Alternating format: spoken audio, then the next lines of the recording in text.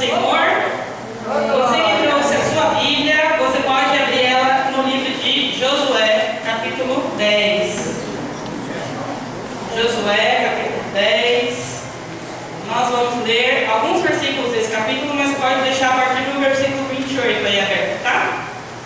E aí eu vou colocar aqui no slide também, e aí quando a gente mudar de versículo, você consegue acompanhar.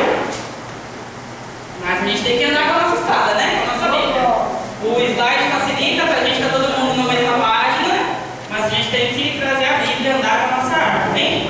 Então, coloca a palavra de Deus no coração. Nós vamos refletir nesse louvor e pedir que o Senhor venha falar conosco nesse momento, amém? Todo mundo achou? Pode. Coração. Feche os seus olhos. Em nome de Jesus. Mostrar a sua fé.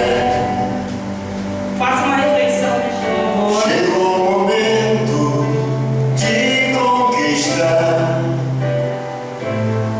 o que Deus tem pra você.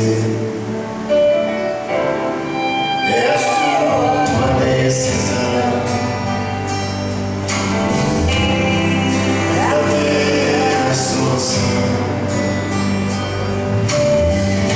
Não pare de lutar, é hora de vencer.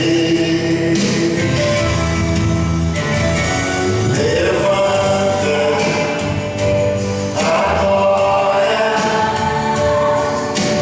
veja a terra que o Senhor prometeu. Conquista.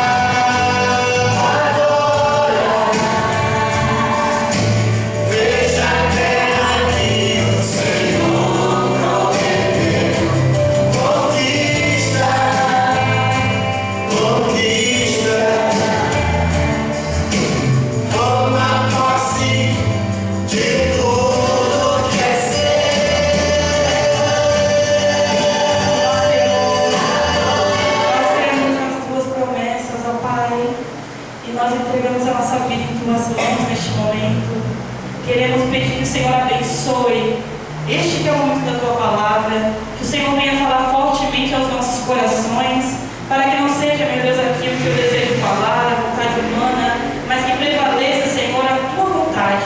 Que o Senhor fale aos nossos corações, que o Senhor abra os nossos olhos, ouvidos espirituais, que o nosso coração seja como uma terra fértil, ó Pai, para receber a Tua mensagem aqui hoje e que nós possamos frutificar os frutos do Senhor, ó Deus, através da Tua direção, da Tua palavra, de tudo aquilo que o Senhor tem para nós neste momento. Eu entrego a vida de todos que aqui estão nas Tuas mãos e que o Senhor possa consagrar, ó Pai, este momento da palavra, em nome do Senhor Jesus. Amém. Graças a Deus. Glória a Deus.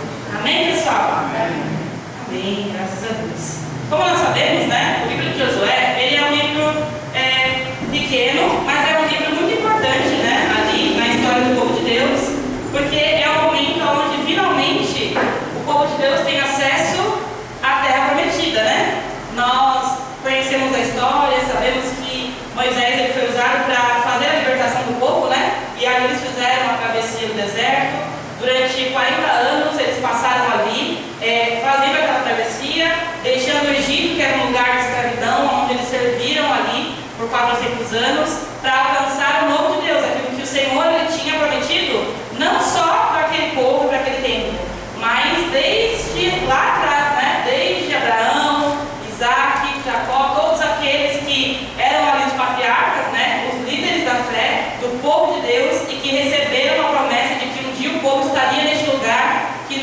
nós conhecemos como Canaã, que era ali a terra prometida.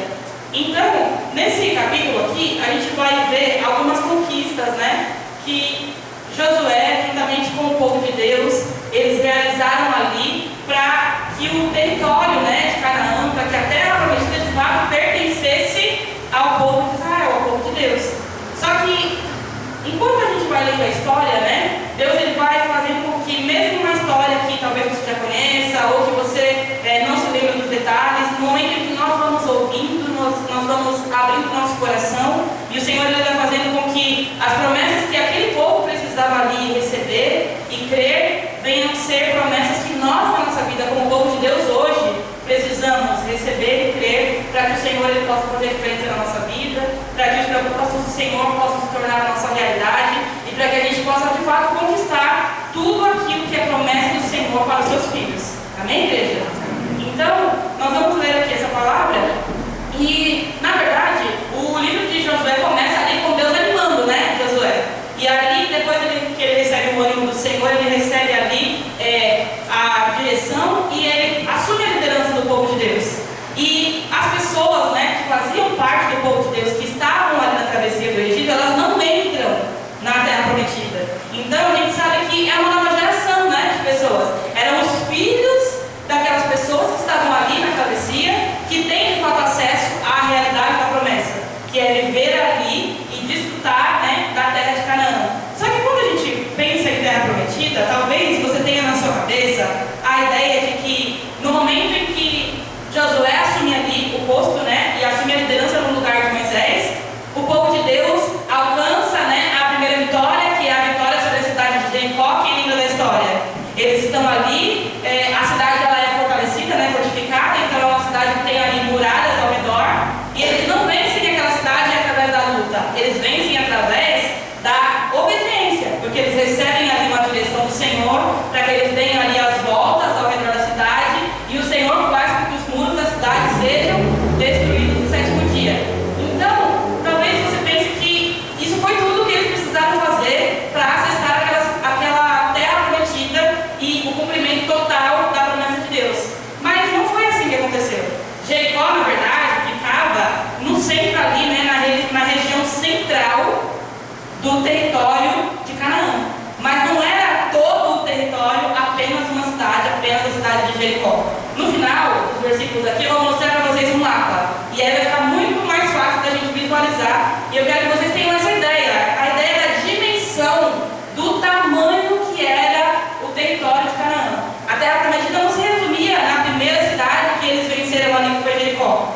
Na verdade, o livro de Josué inteiro vai mostrar, até o capítulo 12, todas as cidades que eles conquistaram e que faziam parte dessa promessa. Faziam parte ali da terra prometida e, portanto, eles iriam ali alcançar e conquistar para que a promessa do Senhor ela fosse cumprida na sua totalidade.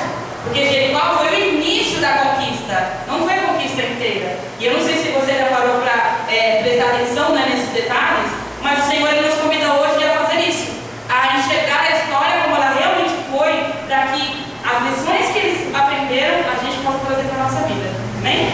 Então, a gente vai começar. Eu não vou ler esse capítulo inteiro, mas você pode ler na sua casa. O que acontece é que nos primeiros versículos aqui, a gente vai começar lá no 28, Deus ele fala com Josué, né? E ali eles vão começar um novo período ali de conquistas. Eles vão batalhar para conquistar algumas cidades do território sul de Canaã. E aí a palavra fala assim, ó, no 28. No mesmo dia, Josué tomou a cidade de Maquedá e a feriu a espada, bem como ao seu rei. Destruiu-os totalmente e a todos os que nela estavam, sem deixar nem sequer um, e fez com que o rei de Maquedá, e fez com o rei de Maquedá o mesmo que havia feito com o rei de Jericó. E então Josué e todo Israel com ele foi de Maquedá a Líbna e atacou a cidade. E o Senhor a entregou nas mãos de Israel, tanto a cidade como o seu rei, e a feriu a espada, a ela e a todos os que nela estavam, sem deixar sequer um, e fez com o seu rei o mesmo Olha o que aconteceu aqui. Eles estavam caminhando, como eu falei para vocês ali, Jericó era na área central do território de Canaã. E eles fizeram um acampamento, o povo de Israel, próximo do Rio Jordão, num lugar chamado Gilgal. Daquele lugar eles partiram para a região do sul, né, para baixo, ali no território de Canaã. Só que eles venceram não uma nem duas cidades, eles venceram 7 cidades numa incursão de guerra só. Então foi ali um período curto de tempo, mas um período onde eles conquistaram uma boa parte do território como o Senhor havia prometido. Só que essas cidades aqui, como elas funcionavam? Elas funcionavam, algumas dessas cidades elas eram fortificadas, então eram cidades que tinham ali armas de guerra, carros, cavalos, tudo que o povo de Deus não tinha, porque lembra que eles estavam vindo do deserto. E eles estavam ali começando agora o acampamento, eles estavam ali, eles não tinham ferramentas, carros, exércitos formados, não, o que eles tinham era a roupa do corpo, a provisão que Deus dava e o principal que era Deus, era o que eles tinham. Mas aquelas cidades que estavam ali, elas já tinham construções, elas já tinham as suas fortificações, muitas delas tinham um exército com espada, com carro, com cavalo. Então era uma proporção ali que, se você olhasse humanamente falando, eles não teriam a capacidade de alcançar aquelas cidades, mas eles estavam seguindo a ordem de Deus para conquistar cada um daqueles territórios. E aí eu li esses 2 versículos para vocês, e eu falei que você pode ler o restante na sua casa, por quê? Porque acontece exatamente a mesma coisa com todas as cidades. E é como se fosse quase que um versículo repetido, só mudando o nome da cidade. Vocês viram aqui que esses 2 já foi a mesma coisa?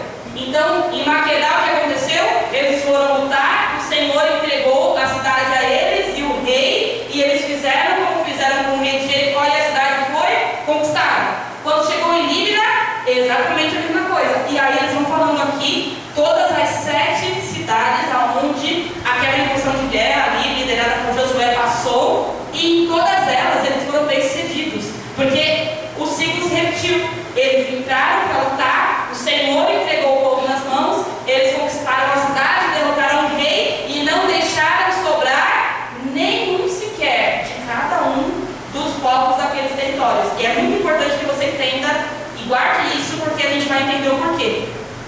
E aí, assim foi, né? Nesse pequeno período de tempo, ele passou por 7 territórios fazendo exatamente a mesma coisa, só mudando ali o nome das cidades. A gente vai continuar, eu vou mostrar para vocês o final, né? Como que acabou esse período aqui onde eles estavam batalhando no sul.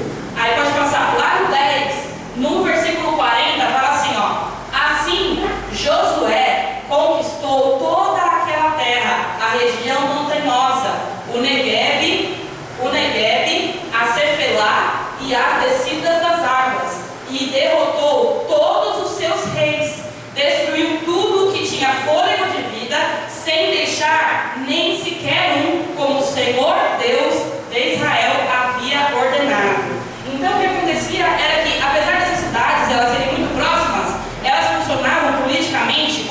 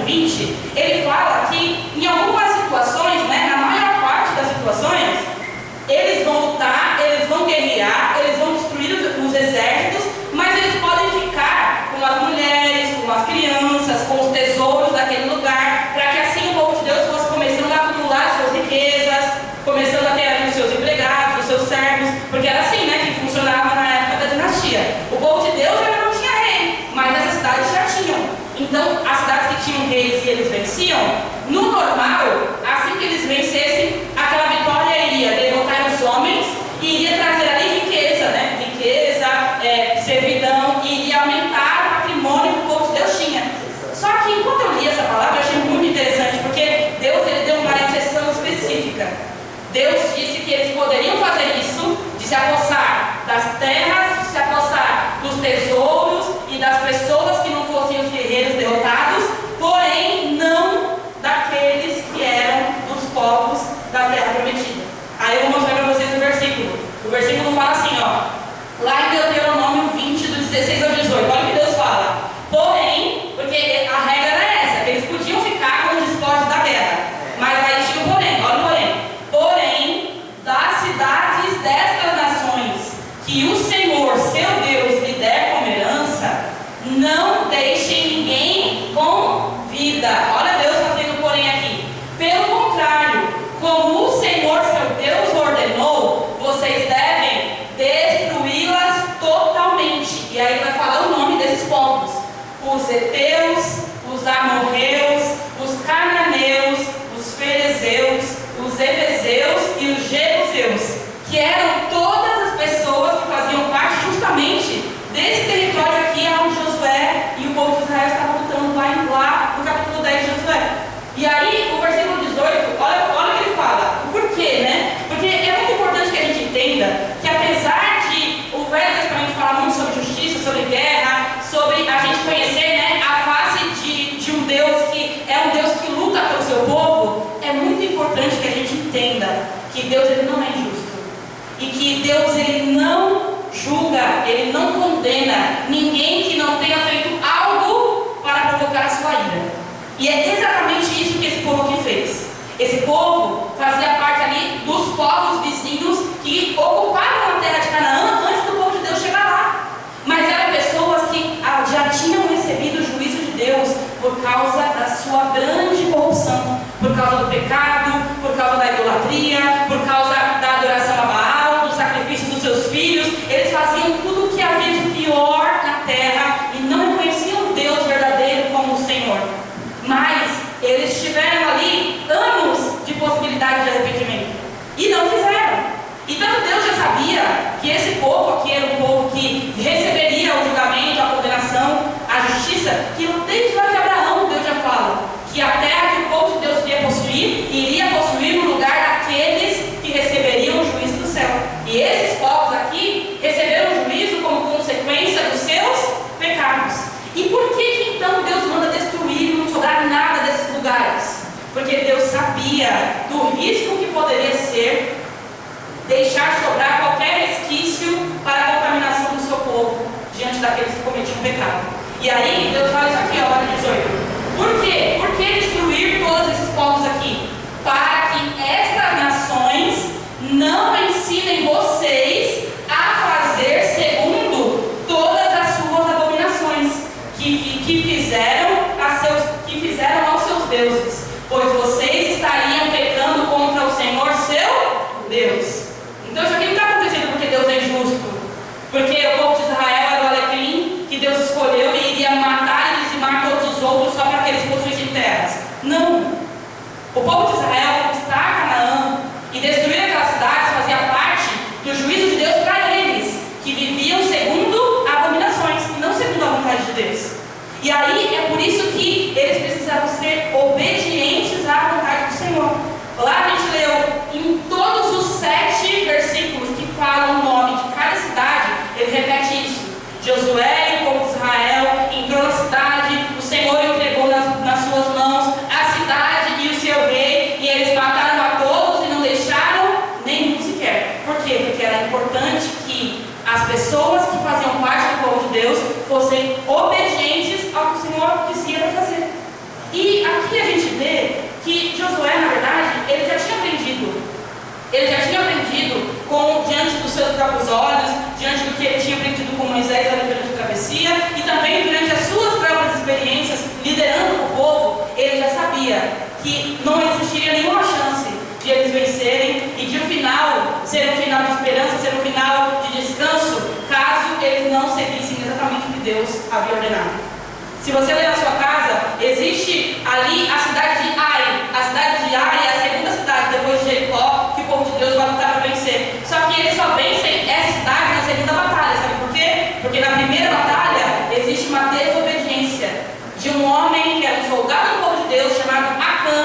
e que ao invés de entrar lá e fazer exatamente o que o Senhor mandou, que era destruir o exército, e aquela cidade específica, eles tinham uma ordem para recolher os tesouros, para que os tesouros fossem para a casa de Deus. O que este homem fez? Recolheu ali a capa, recolheu ali o ouro e prata e enterrou debaixo da sua tenda. E não deixou que fosse para o lugar certo, que era o tesouro que Deus havia mandado. E ali Deus desaprovou a ação dele, porque foi uma desobediência direta à ordem do Senhor, a direção que Deus tinha dado. E por causa dessa desobediência, quando eles vão lutar na primeira vez, eles perdem. E ali morrem alguns soldados na guerra, e o povo de Deus volta para o arraial todo atemorizado, porque eles achavam que eles não podiam mais vencer, que eles não podiam mais lutar, que eles não teriam mais forças. E aí Deus mostra para Josué que existe um pecado, e o pecado da desobediência estava impedindo que eles vencessem. Porque eles não venciam porque eles eram bons, eles venciam por causa da bênção de Deus que acompanhava eles. Quando Acã cometeu aquele pecado, a desobediência fez uma separação entre o poder de Deus e o povo. E ali, enquanto não houve conserto, eles não venceram. Como Josué não sabia daquela desobediência, ele foi saber quando ele foi consultar a Deus. Porque ali eles perderam e ele foi consultar. Acaso o Senhor não deseja que a gente vença sobre essa cidade? E aí Deus fala, existe desobediência no meio do meu povo. E o Senhor, ele não opera onde existe pecado, nenhum que seja. Porque imagina, o povo de Deus era muito numeroso. Foi todo o povo de Deus que cometeu aquele pecado? Não. Mas era todo o povo de Deus que não iria receber a provisão por causa de um que estava ali pecando. Porque todos precisavam estar ali caminhando no mesmo propósito. O propósito de obedecer, acima de tudo, toda a vontade do Senhor. E ali eles fazem conserto, Acã, ele confessa o pecado, e ali ele recebe a condenação, ele e toda a sua família são mortos por causa do seu pecado. Olha a consequência de desobedecer a Deus. Ele ali fez o que era errado no momento do impulso, no momento da carne que ele cedeu, e toda a sua família pagou, porque todos eles foram mortos por causa da desobediência de um só homem. E ali Deus restaura a aliança, eles fazem culto ao Senhor. Então a gente aqui já está no 10. Josué sabe exatamente o que fazer e o que não fazer. E o que ele tinha ali como meta era conquistar a terra e fazer com que a promessa do Senhor fosse completa. Então a gente vê que Josué, ele foi alguém que ele não só liderou segundo a sua própria vontade. Ele foi um homem totalmente comprometido com a vontade de Deus. Ele foi um homem que ele tinha ali a sua fé ativa em fazer com que se cumprisse tudo aquilo que ele tinha aprendido da parte do Senhor. Então Josué, ele aqui já como um homem maduro, com todas as lições que ele tinha visto, a gente não louvou aqui no começo, tantos milagres que Deus fez no deserto. Imagina que Josué cresceu diante desses milagres, das águas ardentes, da provisão do maná. Josué era o moço de Moisés. Eu já preguei um tempo atrás sobre o coração e a essência dele, enquanto ele estava ali aprendendo, mas agora ele já estava aqui liderando. E enquanto líder, ele era um homem que tinha a fé ativa. Ele era um homem que não se deixava levar ou influenciar por aquilo que poderia acontecer no meio do caminho. Eu achei muito interessante o fato de que todas essas cidades, os versículos se repetem exatamente iguais, só mudam os nomes, porque poderia ser diferente. Se Josué tivesse mudado um passo sequer no meio do caminho, a história ia ter uma pausa. A pausa aonde a provisão de Deus foi interrompida por causa de algum tipo de desobediência ou de alguma ação feita segundo a vontade do homem e não segundo a vontade de Deus. E isso não acontece. E sabe que quando eu li esse capítulo todo, antes desse capítulo acontecem milagres e maravilhas. No começo do capítulo 10, é aquele capítulo onde eles vão lutar e Josué ora e o sol e a lua param para que eles vençam a guerra até o final do dia. Nesse mesmo capítulo, é o capítulo onde Deus manda uma chuva de granizo e morrem mais homens do exército do inimigo pelo granizo que caiu do céu do que pela espada do povo de Deus. Olha isso! Quanto milagre diante dos olhos deles. Depois dessa história que eu estou falando para vocês, eles vão fazer outra incursão lá no norte, na parte de cima. E aí acontecem outros milagres e maravilhas. E aí quando eu li esse trecho, eu pensei, eu vou ler o capítulo inteiro, porque aí eu vou falar que o sol parou, que a lua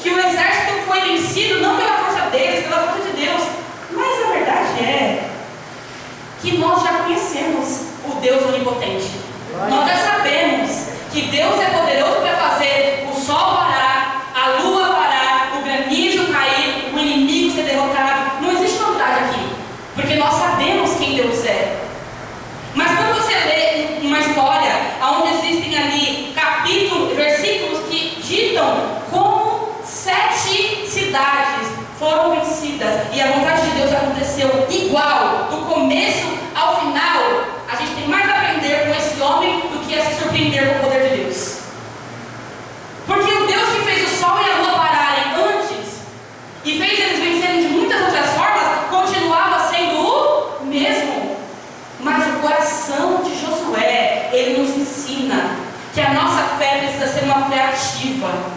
Ele nos ensina que nós precisamos mostrar a Deus a nossa obediência nas suas promessas. Porque crer que Deus é onipotente não faz de nós pessoas que vão viver a promessa de Deus. Se você crer, você só crê. Você sabe que Deus é onipotente. E é engraçado que esses dias uma pessoa falou assim, ó, bem diante dos meus olhos: se eu creio em Deus, eu sou crente. E aí, eu guardei minha opinião para mim, porque essa pessoa não estava querendo ouvir a minha opinião sobre isso. Mas quando eu li essa palavra, eu confirmei no meu coração o que eu iria responder para ela na hora, caso eu tivesse, a liberdade para aquilo. Eu não tinha, então por isso eu não falei, mas no meu coração eu sabia que aquilo não é verdade. Porque se eu creio em Deus e sou crente, é uma desculpa para pessoas que têm a consciência de que Deus é onipotente. Porque você crer que Deus é onipotente não muda a sua vida. O que muda a sua vida é obedecer a este Deus que é onipotente. É isso que muda a nossa vida. Crer em Deus não nos faz crentes. Obedecer a Deus nos faz crentes. Sabe por quê? Porque todos os momentos em que nós precisamos obedecer, menos de nós existe na nossa vida para que mais o Senhor possa nos alcançar. Aí é o momento em que nós vamos diminuir a nossa capacidade, aquilo que nós temos como convicção, como crença, para que prevaleça em nós, não o que nós acreditamos, mas a vontade do Senhor. Eu quero que você pare para pensar nessa história. Essa mulher tinha família, tanto tinha família que todo mundo conhece aquele versículo onde ele faz um voto antes de morrer. E o que ele diz? Eu e a minha casa serviremos ao Senhor. Essas pessoas tinham famílias. A gente está falando de cidades inteiras que foram destruídas, os homens, as mulheres e as crianças. E eu quero que você pense humanamente em Josué. Você acha realmente que foi fácil fazer isso? Porque o juízo de Deus que veio sobre todas aquelas pessoas veio pelas mãos dele, pelas mãos do seu povo. Você já se imaginou, você que é pai e mãe, matando o filho de alguém? Esse era o tipo de obediência que esses homens de Deus precisavam ter nessa época. A obediência de crer que Deus, que é onipotente e que é o justo juiz, não faz nada que seja injusto. Ainda que os nossos olhos não compreendam, ainda que a nossa medida de julgar humana não seja a mesma que a dele, o Senhor é soberano em tudo que ele faz. Então, quando eu li uma história que parece simples perto do que veio antes, que parece mais simples ainda perto do que vem depois, eu entendo que o que Deus ele quer falar aos nossos corações é que a nossa fé ativa, ela é uma fé que caminha em obediência. Não basta nós crermos que Deus ele é poderoso para fazer algo. Nós precisamos carregar na nossa vida, no nosso coração, a disposição de obedecer, mesmo que isso seja desafiador para nós, mesmo que nos custe algo, mesmo que nos custe tudo, porque às vezes obedecer a Deus custa tudo. Custa você não aceitar uma proposta de emprego que pode te tirar daquilo que é a obra do Senhor na sua vida. Custa quando você precisa dizer não para relacionamentos, para amizades, para pessoas que poderiam te distanciar por causa disso aqui, de contaminação. Deus ele é misericordioso, Deus é justo, Deus é amoroso, mas Deus ele não compete com o pecado. Quando a questão de pecado, Deus ele é rígido. Quando não tinha a ver com a possibilidade de corrupção, Deus disse nesse mesmo capítulo aqui de Deuteronômio que podia sobreviver as crianças, sobreviver as mulheres, eles poderiam se apossar do ouro, lançar ofertas ao tesouro do templo do Senhor, estava tudo certo. Só uma coisa não ia ser negociada: a possibilidade de o povo de Deus entrar em pecado.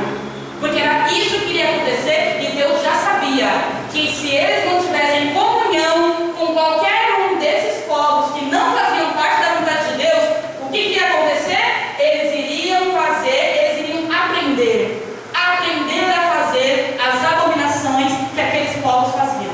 E isso não é negociável para Deus. Se o povo de Israel seguiria vivendo como povo de Deus, isso não seria negociável. Não iria ser normal que eles caminhassem com pessoas que faziam tudo o que Deus abominava, esperando que Deus os abençoasse. Por isso, aqui há um porém, há uma ruptura daquilo que é aceitável, do que eles iam poder fazer em situação normal, mas quando poderia contaminar eles, não. A gente precisa aprender isso na nossa vida.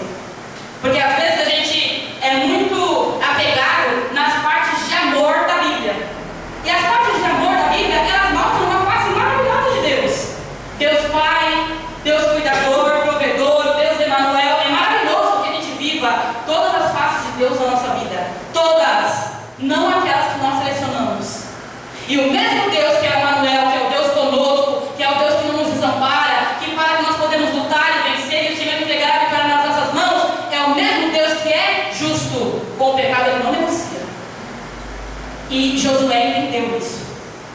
Então, o milagre dessa história não está no sol parar, não está no granizo destruir o exército.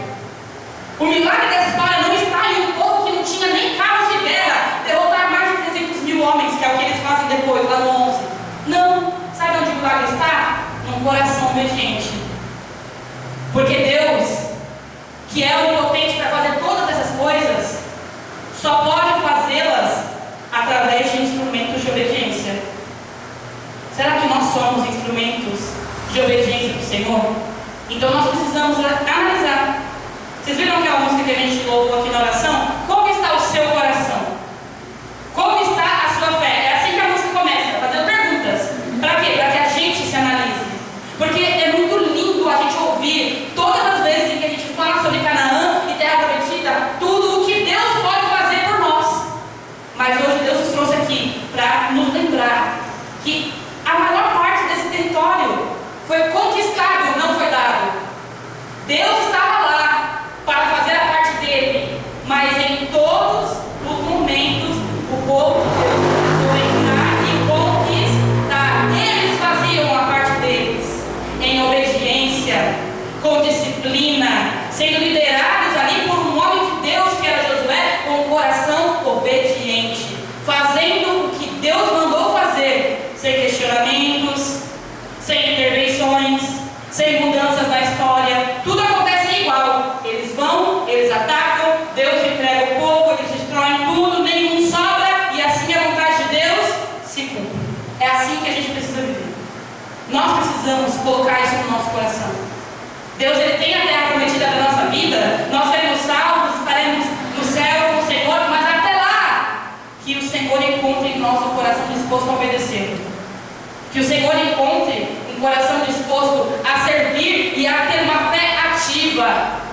E não achar que só porque a promessa de uma vida eterna é para nós, que hoje somos o povo de Deus, nós podemos ficar com os nossos braços cruzados e apenas esperar que Deus faça tudo. Não. Deus, ele pode fazer o impossível acontecer, mas nós precisamos sempre fazer a nossa parte. Por isso que Canaã era sim uma terra prometida, porém foi uma terra conquistada. Não foi nada dado. Eles enfrentaram batalhas, teve problemas no meio do caminho, os pecados e os erros foram corrigidos para que eles pudessem ali seguir e obedecer à vontade de Deus. Só assim eles poderiam vencer. Porque a palavra termina, e lá no versículo, eu quero ler para vocês o final, né, desse capítulo 10, pode passar, por favor. Isso, obrigado. Lá no 10, de 41 a 43, diz assim, Josué os derrotou, vai estar falando de todo o povo, tá? Josué os derrotou desde Cádiz Barneia até Gaza, bem como toda a terra de Gósen até Gibeão. E de uma vez só, Josué venceu todos estes reis e tomou as suas terras. Eram 7 cidades, com cidades fortificadas, com pessoas ali com condições, mas de uma vez só eles lutaram e venceram, porque Josué fez a parte dele, de estar ali, de animar o povo, de não temer, de ir à luta, mas ser obediente à vontade do Senhor. E aí o Senhor faz com que eles vençam ali numa só missão, todas aquelas cidades, uma a uma. E esse versículo aqui, o 42, ele fala assim, porque o Senhor, o Deus de Israel, lutava por Israel. E eu achei isso maravilhoso, porque, como eu falei para vocês, era muito claro a essa altura para o povo de Deus que o Senhor, ele podia fazer todas as coisas. Mas a palavra faz questão de enfatizar para que eles mesmos não se esquecessem que tudo o que eles alcançaram só era possível por causa do Senhor. O próprio Deus de Israel lutava por eles. Então é importante que nós venhamos a crer que o Senhor, ele nunca desiste. O Senhor, ele luta por nós. Desde que nós estejamos dispostos a viver a vontade dele, nós vamos conquistar, nós vamos fazer a nossa parte, nós vamos obedecer, e o Senhor lutará por nós. O Senhor, ele nunca deixa de cumprir a sua parte da aliança. Não lembre que existe uma ruptura todas as vezes que nós lemos a Bíblia, todas as vezes em que existe uma ruptura, uma separação, uma quebra ali da aliança de Deus com o povo, isso acontece por causa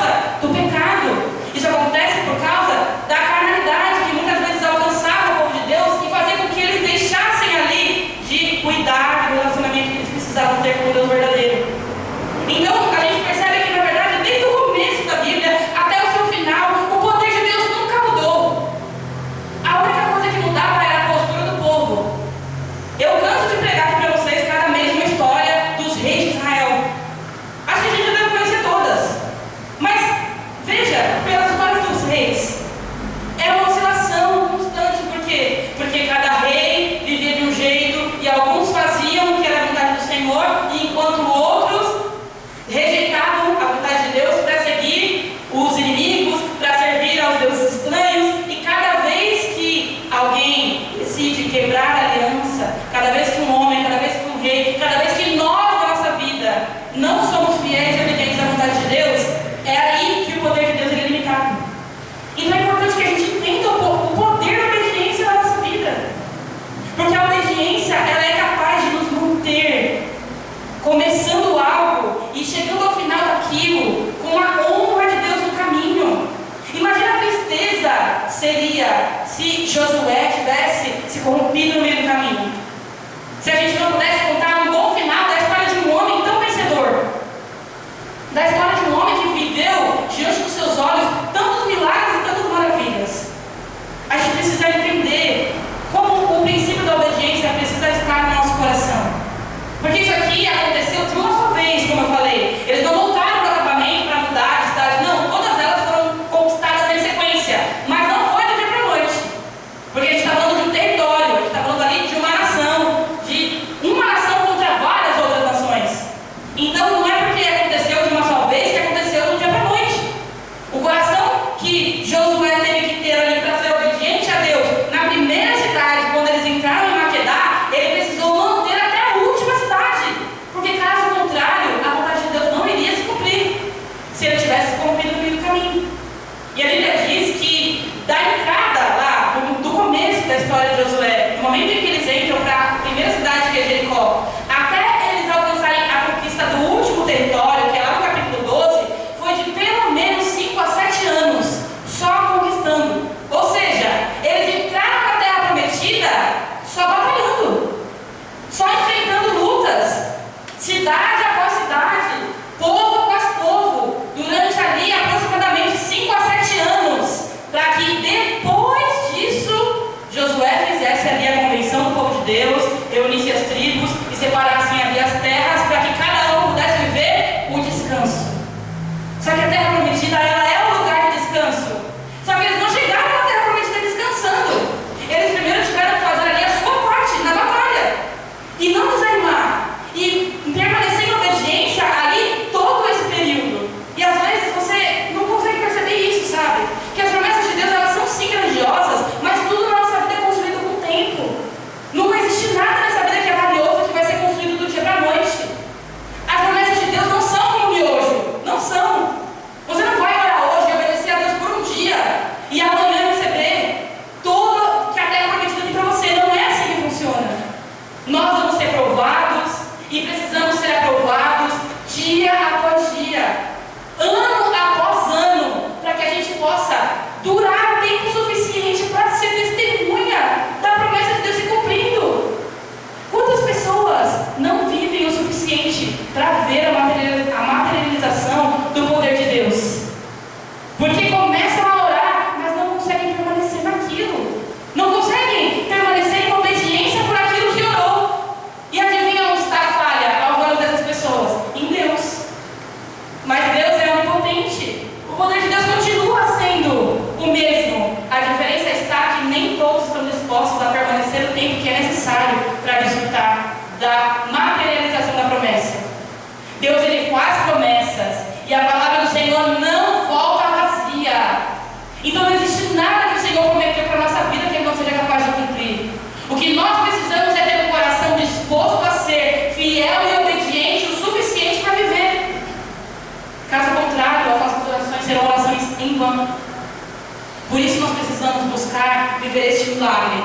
O milagre da constância, o milagre da disciplina, o milagre da obediência. E talvez a gente tenha tanta dificuldade de lidar com isso, porque a nossa carne é pecaminosa, porque os nossos desejos gritam, mas nós precisamos nos lembrar: o Senhor luta pelo seu povo. Nós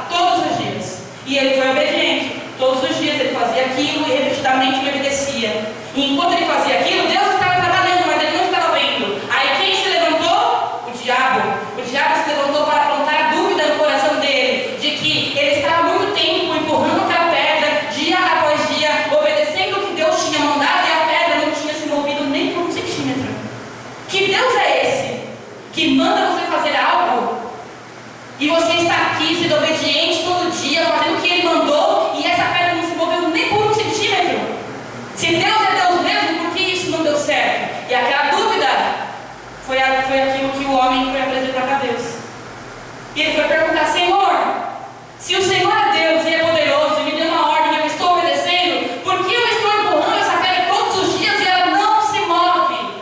E Deus diz a ele que em nenhum momento eu te disse que você iria mover a pedra. Eu disse para você empurrar a pedra. Eu não disse que a pedra se moveria. Não é a pedra que vai mudar de lugar, é você que vai mudar enquanto você me obedece. Porque enquanto ele foi obediente, fazendo o que Deus mandou todos os dias, ele ganhou a força que ele não tinha, a energia que ele não conseguia, a disciplina que ele não tinha alcançado. E enquanto ele achava que Deus precisava se mostrar com poder para mover a pedra, o que Deus estava movendo era ele. Nós somos a obra de Deus. É em nós que Deus está trabalhando. Então nós não podemos dar espaço para a dúvida do diabo, porque algo não aconteceu diante dos seus olhos, porque não significa que Deus não está trabalhando da mesma forma. Nós também somos trabalhados quando passamos por frustrações, quando passamos por situações onde nós temos que esperar mais tempo do que nós queríamos. E adivinha, não é na nossa vez que a gente vai virar o alecrim, que Deus vai fazer só porque a gente quer. Deus vai fazer o que Ele tem que fazer quando Ele quiser fazer, porque o onipotente é Ele. Nós somos filhos de um Deus poderoso. E se você crer e estiver disposto a obedecer, Deus fala que hoje Ele luta por você, desde que você esteja disposto a ser obediente, a ser constante, a manter dentro de você a sua fé ativa. Não desista, porque todas as promessas que o Senhor diz, Ele cumpre. Eu quero mostrar para vocês esse mapa e a gente vai finalizar a palavra, para que vocês tenham uma noção do que a gente está falando aqui nessa história. Isso aqui é só metade. Tá vendo essa parte verde? Fica um pouco mais claro, né? Mas aí eu vou mostrar para vocês.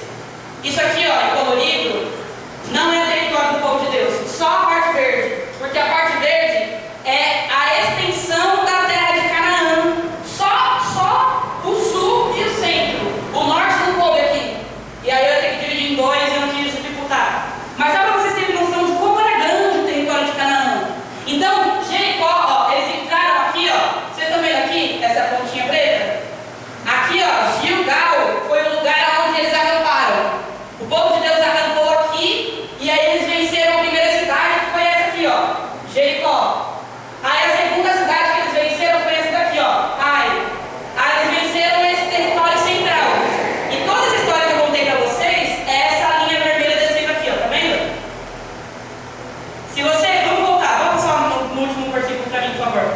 Ó, aqui ele fala, ó, Josué derrotou desde Cádiz Barneia até Gaza. Passa pra lá pra gente ver, ó. Cádiz Barneia tá aqui, ó, até Gaza, ó. Ele foi daqui pra cá e venceu. Depois ele foi de novo daqui, ó, de Gósen até Gibeão. E tudo isso aqui não foi de graça, foi conquistado, porque Deus fez a parte dele, enquanto Josué e o povo de Deus faziam também a sua parte. A terra prometida era enorme.